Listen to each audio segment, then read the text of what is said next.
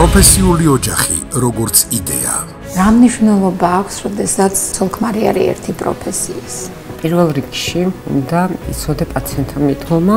ახალგაზრდობა ამ დარგში არ წასულა. შეიძლება იყვნენ კარგი პროფესიონალები, მაგრამ აი ეს ურთიერთობები, რომელიც მაშინ იყო, ნამდვილად არ არის. ძალიან პატარა ქვეყანაში ამდენი დიდებული ექიმი ძალიან დიდი იშვიათობაა, რომ მგონია და ძალიან დიდი სიმდიდრეა ქვეყნისთვის. რეაბილიტოლოგიიდან ოტორინოლარინგოლოგიამდე. მე ვიყავი პირველი რეზიდენტი საქართველოში, სხვათა შორის ოტოლარინგოლოგიის დარგში. კურორტული საქმე საქართველოში ჩაბრა.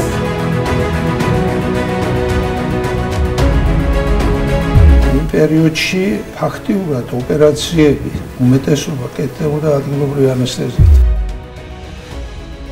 ჩვენ ვფიქრობთ იმაზე, რომ რაც შეიძლება მეტად შევძლოთ ცხოვრების ხარისხის ისეთი გაუმჯობესება.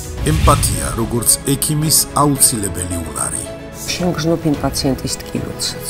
იმედი ყოველთვის უნდა მისცე ავადმყოფს. აუცილებლად ოპტიმისტი, რომელიც უნდა შთაუნერგო პაციენტს. მე რა კარგათა ვარ, თქვენ გაგახარათ ღმერთმა. კარგი განწყობა საუკეთესო წამლის სანაცვლოდ. ჩაგრისის ერთი თავი მოძრავდა ჩამახლა პაპა.